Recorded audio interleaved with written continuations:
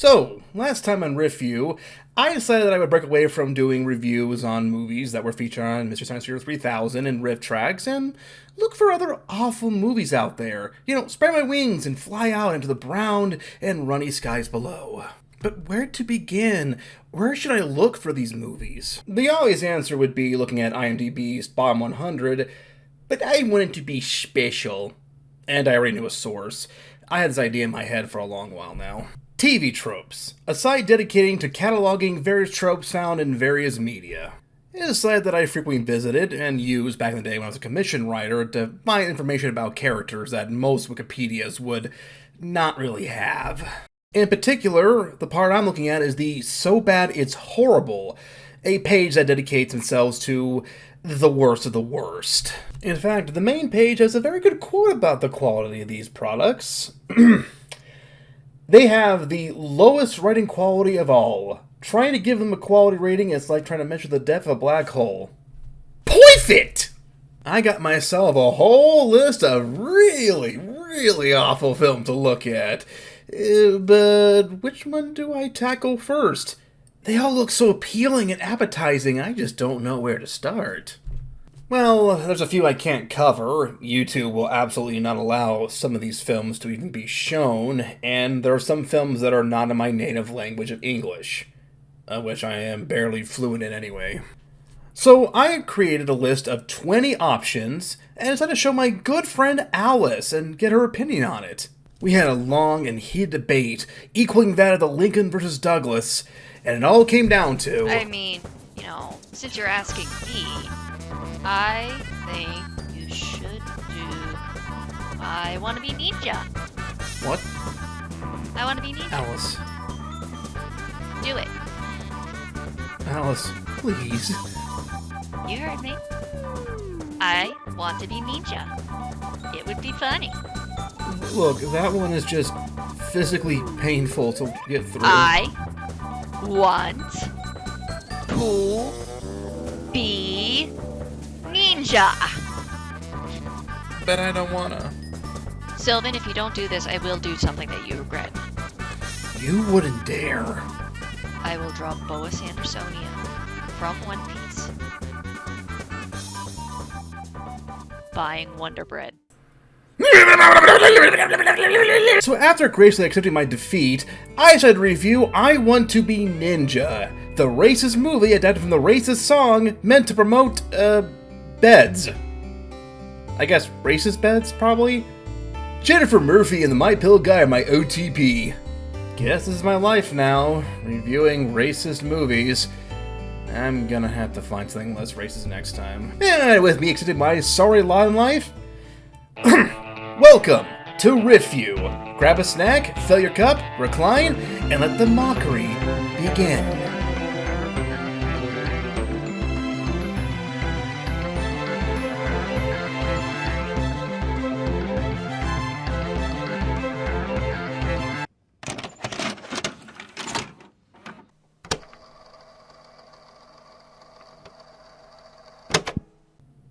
This is Jennifer Murphy.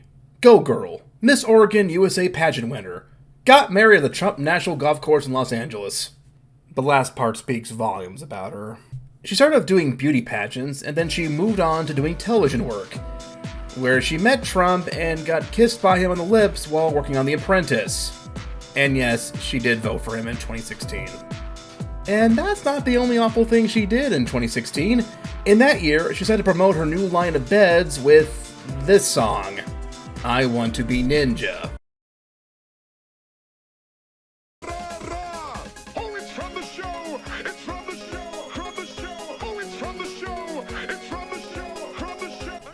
What? I'm not gonna play that song. Unlike Go Girl, I actually have consideration for my audience's ears because, yeah, even if the lyrics were not a bunch of ignorant racist BS, she's not a very good singer.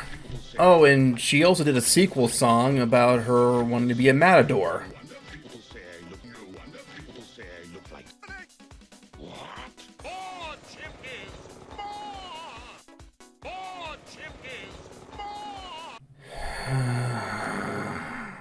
Well, let's get into this thing. Long ago, a group of martial artists who used their stealth and technique later became known as ninjas.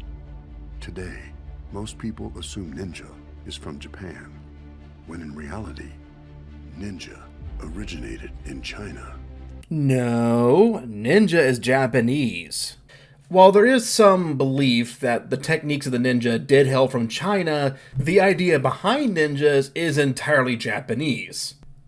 This entire movie is going to insinuate that ninja is a Chinese thing. We are 25 seconds into the movie. Behold, the cheaper version of Anonymous. Yeah, wuxia is the same thing as ninjas, ain't it? Oh, hey look, a ninja. Better get a look at that guy. Duh, we're gonna get much more like it. I want to be Neenja.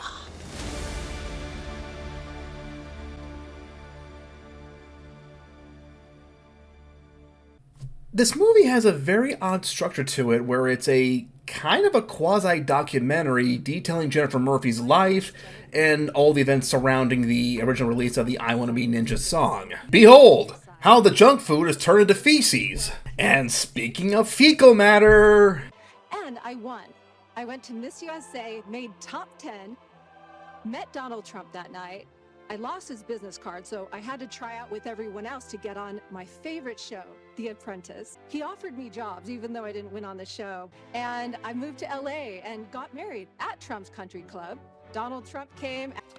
Well, over time, I started to grow sad inside, depressed. I didn't know what was going on with me, though. I thought, I have everything money can buy. Why am I feeling like this? And then I remembered I had met Mother Teresa when I was a little girl, about 7 years old. She was Yeah, just casually remember that I met one of the most famous people in the world. I love how she defended sexual predators in the church. And it reminded me that I had a purpose. And my purpose was more than about me. It was about in giving we receive. And I realized I had become selfish. And Really? After meeting Trump? Basically, her life sucked, and then she went to go buy his sword. But honestly, I would do that too. I love swords. So the Japanese blacksmith, speaking Japanese, agrees to make her a Japanese sword so she can become a Chinese ninja. But only if she promises him to use it for a good cause. Already fouled that one up, huh? Also, the blacksmith says it takes about a year to make one, which means he's probably really bad at his job, seeing as how a katana only takes like a few weeks to make, or even a month. Like this one right here. It's really cool. It's got a blue blade. I've killed like a bazillion dragons with it. And we should get back to the movie. And the movie switches over from documentary to an actual movie detailed as a YouTube-style movie. Do you really want to do that? Our film truly begins 6 minutes in with a kid going to meet a comic book dealer who operates out of a van. Ah yes, when you have to get your crappy comic fix, you go and meet up with the weirdo who lives in a van, perhaps nearby a certain body of water.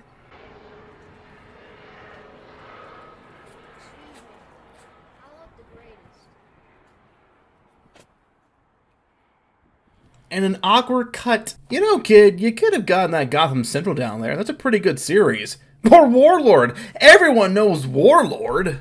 The kid returns home, runs past his mom, who is both the main character and also the comic book dealer. Awkward.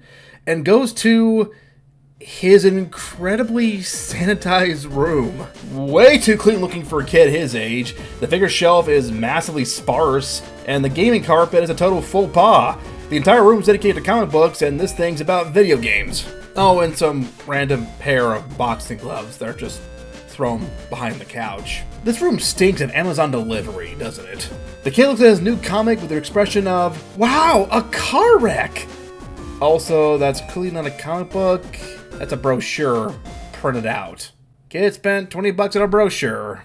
After some more awkward cutting, that song plays, and then we go over to this. Willie's Castle for Mega Man 2 with a skull replaced by Star-Lord's mask. Marvel vs. Capcom! It is the hideout of our main villain, Chow, who ran out of room to spell his own name in front of the fortress. You could tell he's the main villain because of his black clothes, his black house, and because of this. I would rather say, why is so clip art out? But I guess when you park your castle in a clip art land, you get used to it. And why, yes! You can see in a falling shot that it's actually overcast outside. How'd you guess there wouldn't be consistency? You couldn't figure out how to program it, did you? Okay, thus far this movie has had some really bad editing. Choppy, sloppy, smash cuts, and then these random cuts.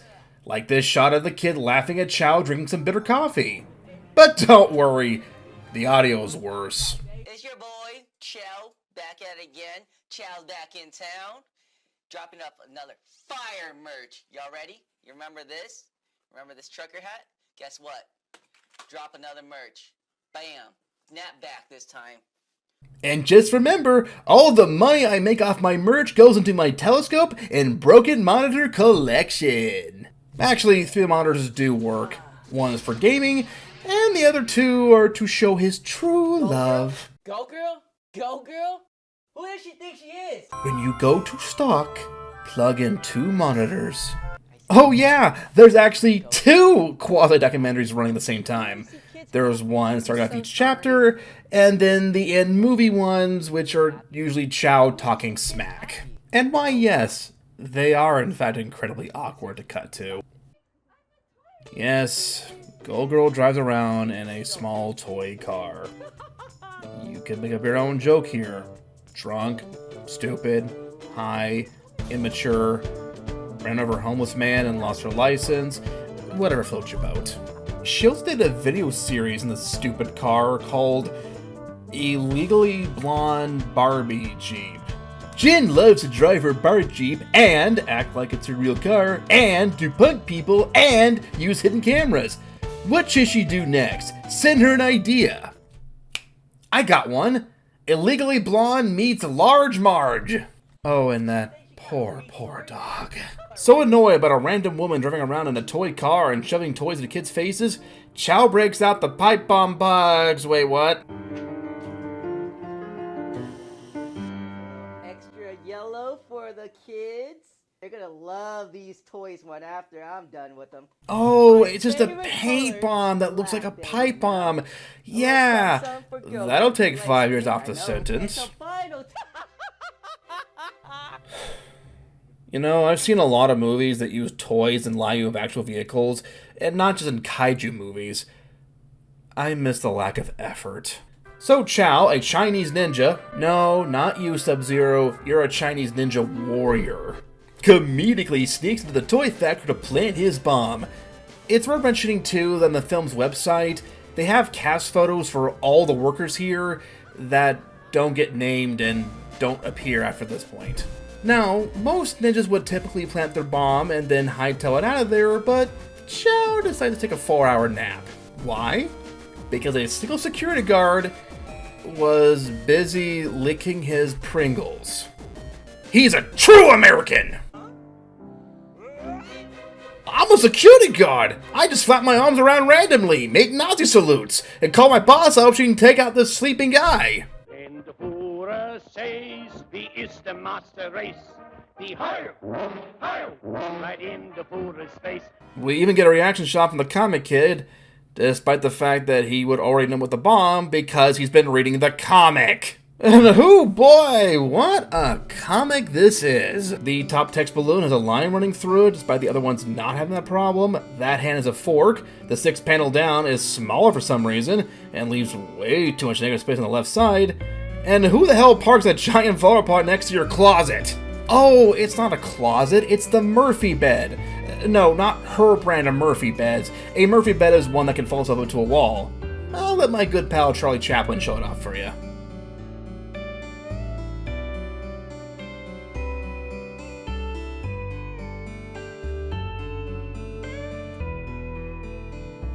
To think, we could be watching a Charlie Chaplin movie instead. Go Girl heads to the factory to stop Chow, but oh no, she stepped on a single toy. She woke him up, he set the bomb off, and they all died.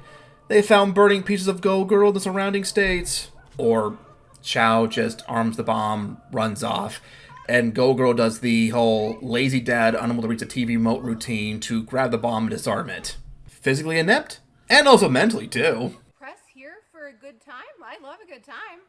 Okay.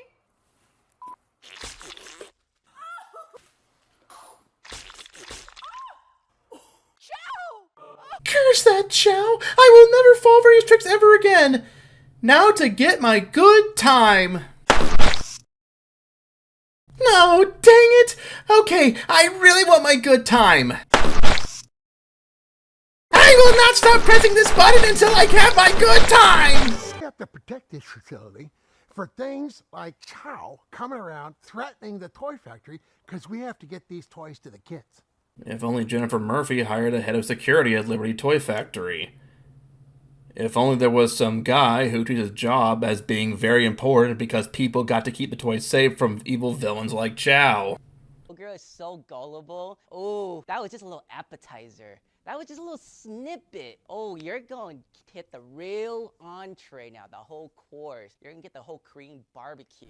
So he's a Chinese, Korean, YouTube merch ninja guy? Why does the villain sound more interesting than the hero? Another crappy song! Take a drink! Oh, never mind. Jennifer Murphy just interrupts the whole thing so she can remind the audience about what happened a minute ago. That's how long her attention span is. And now, a perfect example of the film style of editing, which is titled, Somehow This Counts as Editing. Come on, I'm Go Girl. Think. Think. Think. That's it. The title song plays, and I'm gonna skip past it because I care about you, and I don't want to torment you with it. I really do care, you know. You total stranger. Take care of yourself, okay? Yeah, Jen, you know, we don't really know what's up with the accent at all. It's a great effort. It's a truly amazing job. But we were talking... Ah, a company of bootlickers. Or like-minded individuals. Sadly, that can happen. So, right after being told they have a lot of work to do, Jennifer Murphy decides to do absolutely nothing while Chow creeps on. You know, they have a pretty good case against Chow for corporate espionage. What with him placing cameras in the facility and planting a bomb. Is everyone so dense they forgot to call the police? This is FBI level stuff right here. Chow is looking at 20 years minimum. Or instead, you can meet Benny. I hate Benny. I used to work at the airport. I was a baggage handler. So many bags. But I had a little accident. I hit my head on an airplane, and I went to go work at Starbucks as a barista. A lot of cups. Too many cups. So I left there. Miss Murphy hired me to run her security here at Go Girl International. I'm so happy. And now you hate him too. Oh, and he sucks at his job as well because Chow breaks in again. And he managed to bypass the lock with a paperclip. Let it be known, people, that Jennifer Murphy only hires the weeniest and weakest security guards around and buys the cheapest locks. Just in case you're in the Newport Beach area and feel like the need to rob somebody. For legal purposes, this is a joke.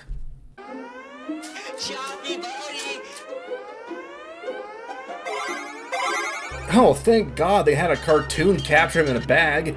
And also thank God that Chow brought a pair of oversized scissors as well. This whole situation is contrived. After that, Jennifer Murphy has Benny executed for his incompetence. Or gives him a second chance, unlike Billy, who she fed to her dog. Also, Benny's gone for the film anyway. We get over to the main reason this film exists.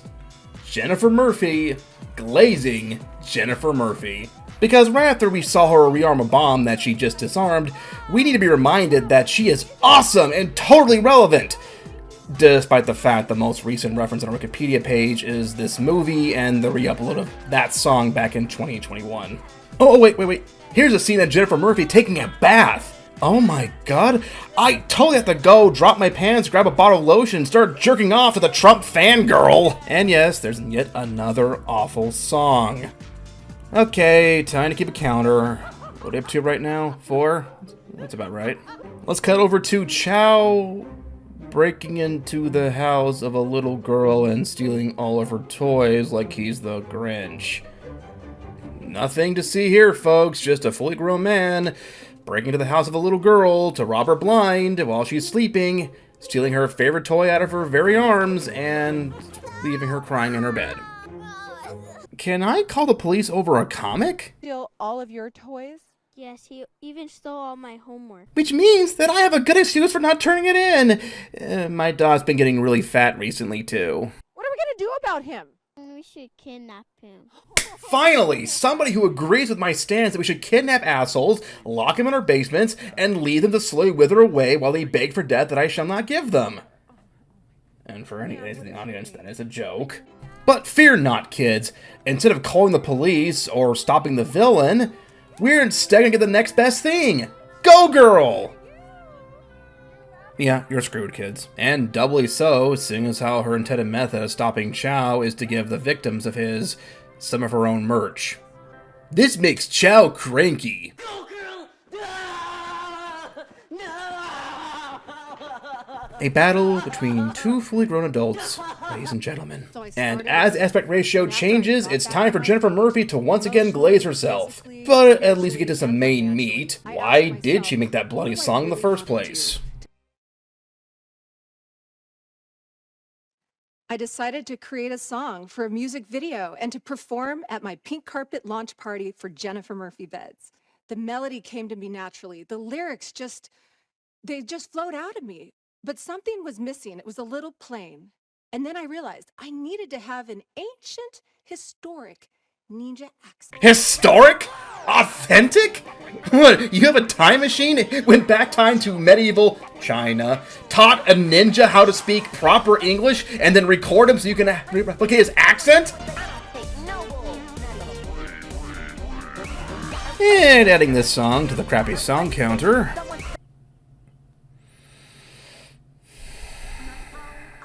Okay. I need to get a bit serious here, because the next bit is full of reactions to the original song, as in YouTube reactions from people watching the song when it was first uploaded back in 2016. In particular, regarding the Asian lady that appeared in the video that looked offended at the song. That poor Asian woman! There is an Asian woman standing right there! What is she thinking right now? I've never seen someone want to kill someone so bad. And get ready for this part. Jennifer and this Asian girl are friends. They became friends after the song. Yep, she is literally doing the "I cannot be racist because I have a black friend" bit, but she's doing it dead serious. Jennifer Murphy is operating under the impression that because she has made a friend of the race that she made fun of originally, that she is forgiven for being racist in the first place. And all of the videos calling her out originally were therefore in the wrong. No. Absolutely no. If anything, you trying to act like you did no wrong in the first place means that when you apologized those years ago, it was a hollow apology. You weren't sorry. You were only sorry that you got called out in the first place. Also, your footwork sucks. That's Jennifer Murphy's true moral failing. At its core, I Want to Be Ninja is an ego exploitation film. This is a film that's all about glazing and justifying Jennifer Murphy's actions. Oh, don't believe me? Okay, how about a scene of our main star getting her hair done and then doing a photo shoot with the latter set to a remix of that bloody song? Add it. And you know what? At this point, I'm done saying Jennifer Murphy and Go Girl. I'm just gonna call her what she truly is. A twit bomb. Hi there, Colonel Guy after script here. While gathering assets for the review, I realized that I didn't exactly look up Jennifer Murphy's original apology. As it turns out, it's actually gone, I think. I think she deleted it, but somebody did preserve a copy of it on Psychology Today, in this article that is very appropriately titled. I'll leave the article down below if you want to read it, or otherwise you can pause the video and read along. The crux of the argument is, I made a funny video to promote beds, it backfired immensely, I suffered for it, but I'm a good person deep down. Again, the title of the article. According to her, she was harassed over this, which is something that you should not do. Again, this is why I had that card of the intro. But that being said, she didn't apologize here. She's using so many excuses in this apology that ended up being repeated in the documentary itself. It's consistent. I also found out that she had an Indiegogo page for this very movie, where she raised exactly $801 off 7 backers. $114.43 if everyone paid exactly the same amount. She describes the film as old school, unapologetic comedy, again reinforcing this sort of anti-woke nonsense that we'll get more into in the film. And according to the timeline, she has not updated the blog past the funding stage, and the end credits show no credits for any of the Indigo backers. Possibly because nobody bought the tiers that gave them the credits, maybe? Also, for some reason, the gold tier is lower than the silver tier. The more I learn about Twitbomb, the more I realize that she might be the dumbest woman alive. Yeah, Twitbomb's a really good name for her. Really evocative of the character who fails constantly to stop this one person over and over again. He even slashes her tires on their tiny little trailer. Which I just realized there's no way that tiny little battery-powered Jeep has enough horsepower to pull a trailer full of various toys around town. But hey, at least we get more of Chow's theme. Counter, please.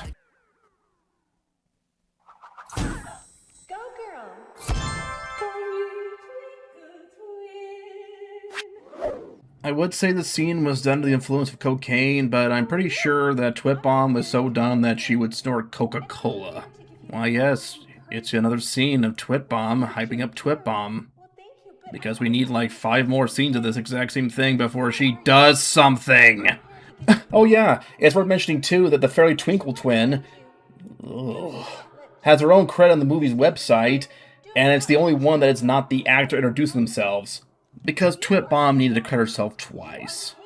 I'm surprised she didn't credit herself for doing the mom and the comic book dealer too. Last night I heard a bit of tremble in your voice. What's going on? I don't know if you've seen the news, but Chow is really, it's ridiculous. I mean, he tried to ruin my caterpillar suit, and then he stole the kids' toys right out of their homes at night. He even stole my Barbie Jeep. I mean, like, what? I know. Wow, you're the lamest person I've ever met. I think that you need to remember one thing, Jen.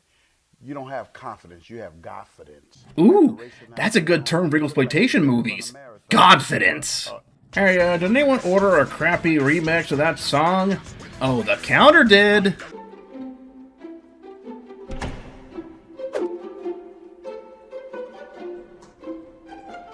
Hey, Jen.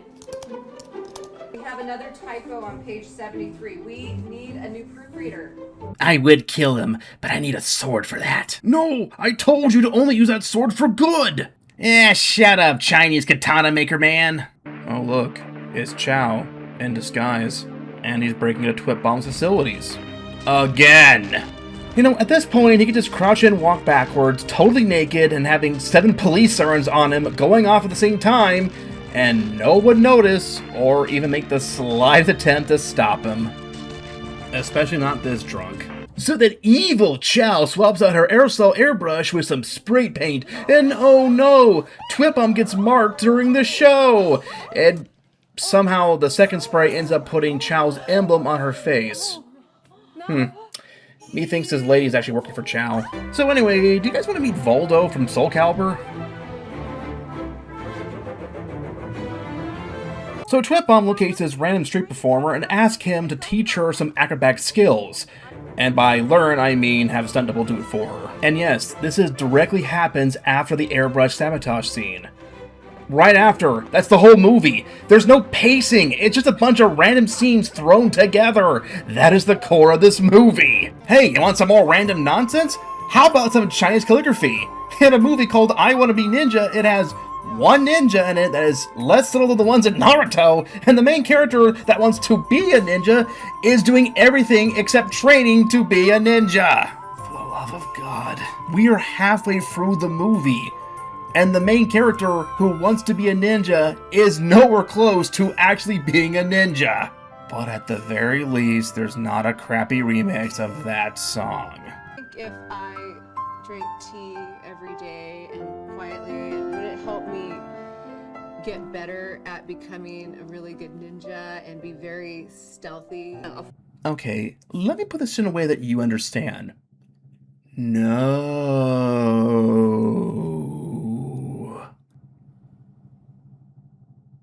Me no don't understand. Actually, it's been incredible. And I have the best trainers in the whole wide world. Nicole, they say I have potential.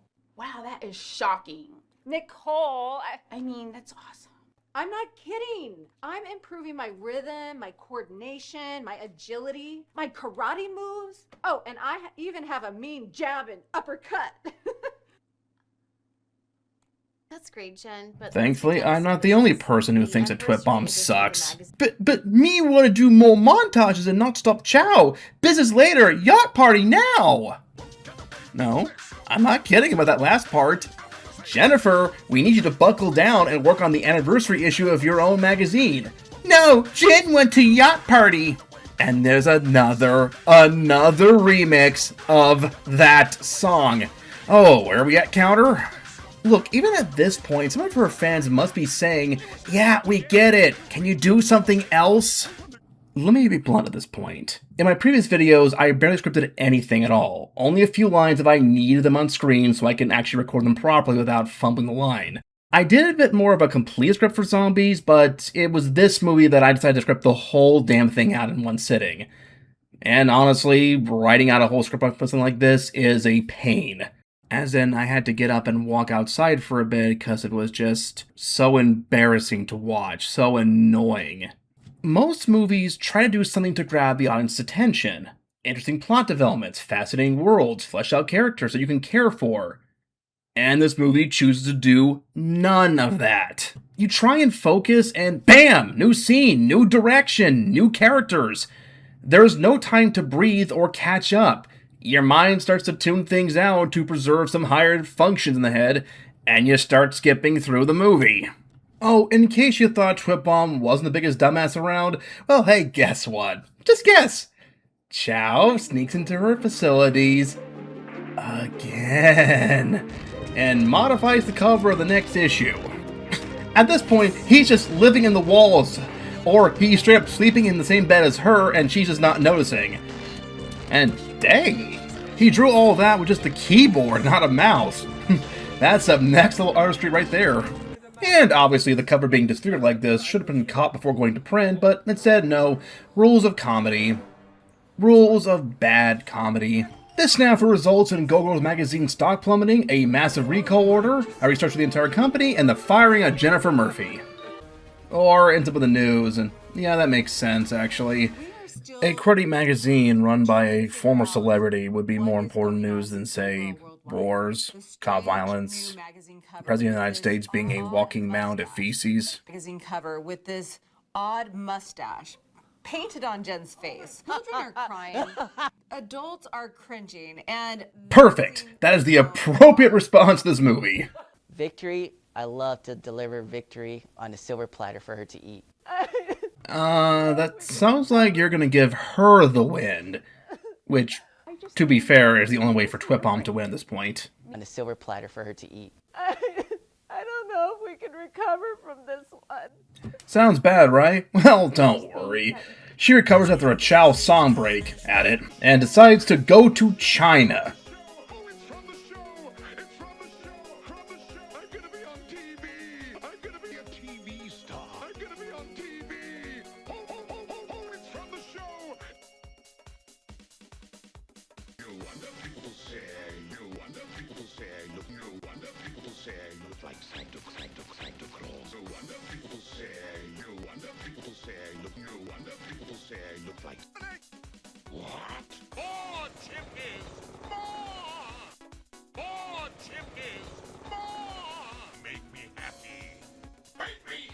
And I asked every Chinese person there, are you a ninja?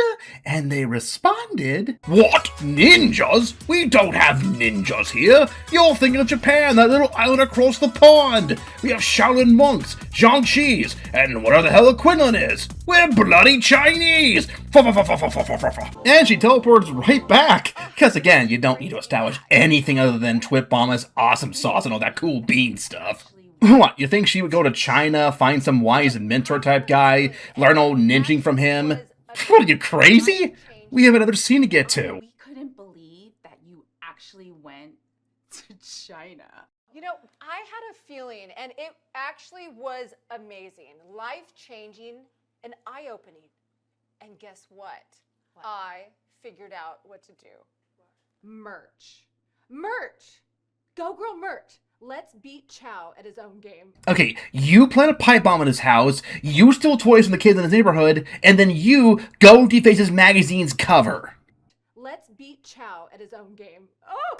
And we can use Chow's image and likeness. We're going to make everything. Beat Chow at his own hats, handbags, maybe even a video game. It'll be so And he fun. strikes you down with a lawsuit for using his likeness without his permission, killing the company. Tell no lies. Yes, this is the part where she addresses the backlash to the original video. Or at least she pretends to do so. And as proof that Twitbon the human is as smart as Twitbon the character. Once again, I went back to Oregon. I decided to go rafting on the river with my siblings, and I didn't wear a life jacket. Not very smart. And I lost my raft, I lost the rest of the group, and the river started just taking me where it wanted to take me. The rocks were prevalent since it was fall, and I started hitting the rocks as I was going through the rapids. I went around quite a few river bends and until I finally saw the Gold Hill Bridge where I knew there were usually people. I was saying, Julie, Mary, help! And they pulled me onto the raft, brought me to the shore, sat me down, and Juliana asked, what did the rocks whisper? I told her, they said, go with the flow. The rocks were saying that, but they were also shouting, bleed pig.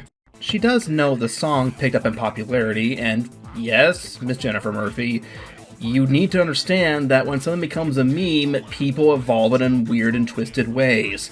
Counter, please. Yes, she does in fact show clips of her being defended by the champions of the alt-right movement.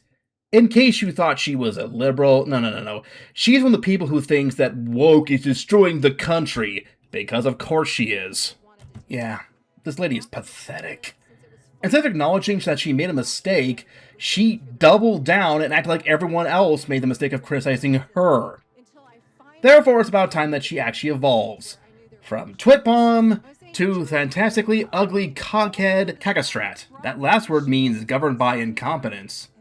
And I just wanted to find a way to say the word So Cockcat relaunches her line, and she tries to cut a tomato in half. Truly the hardest task she has ever undertaken. And now, the worst bit of editing. Lot on these knives, they're just so dull. So grueling, exhausting.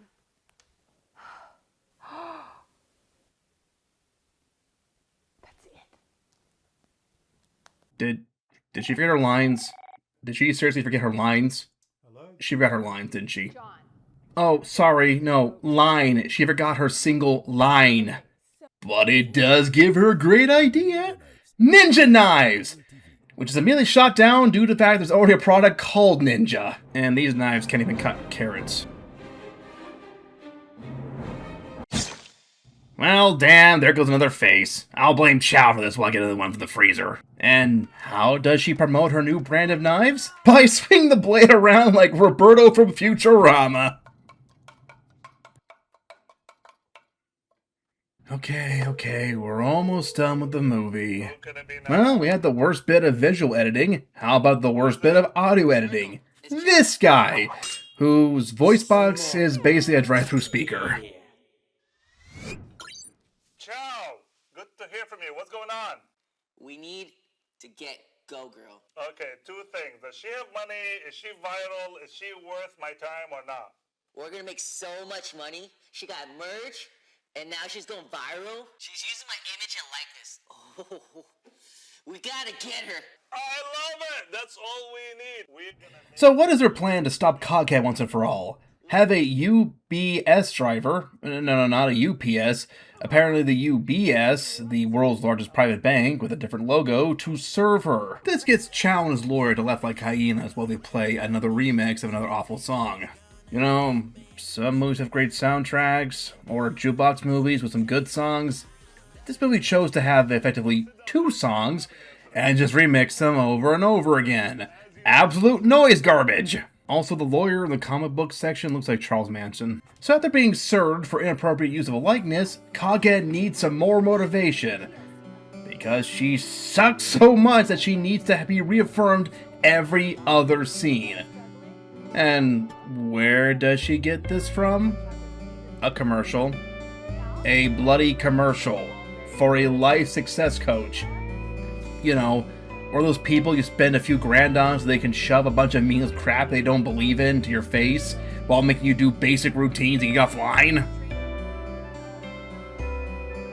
Or in Cockhead's case, floundering around. Whoever this Tracy Lean Cowan is, I hope she got paid decently for debasing her practice like this.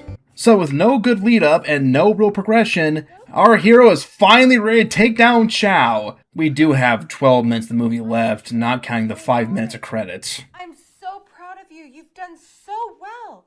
Training with all the dudes, and even your training with Tracy Lynn Cohen. You did so good. You learned the moves. You aligned with your heart chakras. It's time. You did a bunch of random training with a bunch of random people while putzing about and allowing Chow to run amok in your life.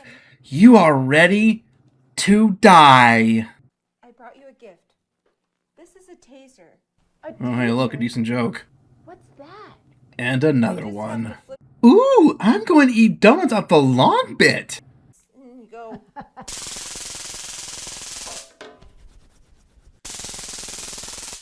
And you have to do the face.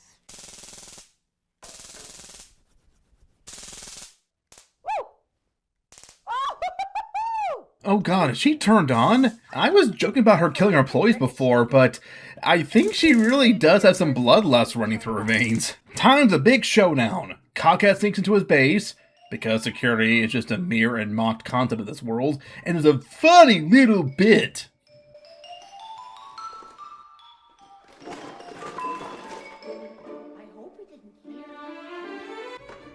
You see, I had to tell you it's funny, because otherwise you would just be annoyed. As a prime example of how vapid she is, she spends more time redoing her makeup.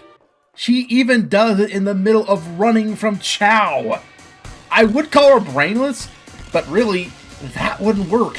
To be brainless, that would imply that you once had a brain there in the first place. Yeah, well, ninja-like there, lady. Maybe you should have gone to Japan to learn from an actual ninja master instead of just doing, like, what, 15 minutes of exercise every other day? Oh, and really good sword fighting, too. And oh, really good sound bouncing. Is this shit over? Ugh, this is the worst Dark Soul character ever made. Before Chow can bludgeon her to death with a golf trophy, she pulls out Chekhov's taser and takes down Chow. Don't know why she brought that box of weapons if all she needed was that taser, but whatever. Let's celebrate the downfall of Chow! Well, you don't deserve confetti for this. You don't even deserve a fart sound effect. That's how much you suck. You don't even rate for being farted in the face. We code over to the unimaginably named Chinatown restaurant, which really sucks because the main menu items are listed in lowercase, they add a needless space in the middle of Mapo, and misspelled dumplings as dumlings. That's a very good term for both Cockhead and Chow as they're sitting down and eating. Chow, the terrorist, and his victim, Cockhead, who is treating him, the man that robbed her, sabotaged her, and sued her. They're trying to do a villain redemption thing for Chow, detailing why he became the villain in the first place, and I don't care. I don't care. I don't really care. Nobody is going to care. Why? Because it's meaningless in a movie where you have so many plot points that are just dropped in the following scene. Coghead is sad about Chow sabotages. Next scene, she's happily working out. Her density encompasses the entire movie. I get it. Chow, I get it, okay? And I am so sorry that happened to you. You know, there are bad people out there. There are bullies, and probably something bad happened to them when they were little. But there's so many good people out there too. But the thing is, it's your choice. You do not have to let them steal your joy. And I'm so sorry that happened to you, but you can turn your frown upside down. Go girl, not everything has to rhyme. I like rhyming. Not a single part of what she just When I said was rhymed in little, any way, you dumb... was not an orphan. Okay, I'm done. Chow gets his own Barbie-style Jeep, the comic kid talks to his mom, Coghead talks to the jiu-jitsu expert of all things, who says this bloody lie. And can you teach me to become a ninja? No, baby, no ninja. You have to go to Asia, not Brazil, no ninja. Oh, And oh, Coghead is a racist idiot. so you're Brazilian. Well, I knew you had an accent, but okay. Thank you. But at the very least, my patience rewarded by the last shot of the movie, before the credits, it's Coghead dying!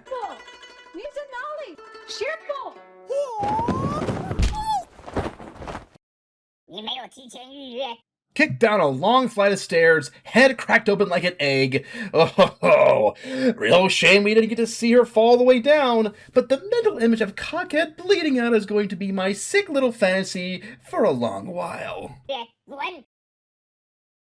The true meaning of the word ninja is the one who can endure. She has endured nothing. She just pretended all the criticism she got was wrong. That's not endurance, that's ignorance. Oh, and she never got that sword, too. Yet another drop plot point. Wait, what am I saying? For it to be a plot point, there had to be a plot! And one more crappy song to send us off. Counter! Oh, hey, look, the last one. And it's the unlucky number. Fitting, ain't it? Okay, deep breaths, okay. Well, that was hell. Never before could I imagine that someone's ego could be this vapid. Alright, time for a serious sentencing. Jennifer Murphy attempts and fails to make herself out to be an inspiring icon. The movie fails as such as he does. From the insane, haphazard editing to the atrocious audio, the only redeeming feature is that you can skip over most of the movie and miss out on nothing, as the plot is just spindly sinew barely stringed together. Well, that sucked the root. I'm glad you liked it. I liked it about as much as getting my niece getting a treadmill. No, actually, less than that. You know, if you're still looking for suggestions, summer's coming up. So maybe you could review Hottie or Naughty? Yeah, that makes sense. I mean, it can't be a worse movie than this one. Wait. This is a movie? Hatred.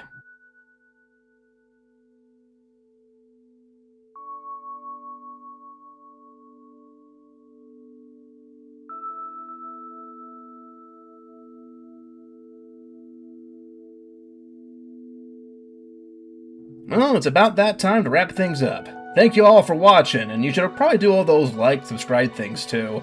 But definitely leave a comment to let me know what I should do better, or even leave a suggestion about what I should do next. And always remember, if you eat a taco with wise, you will gain divine wisdom and a dirty shirt. Adios, y'all.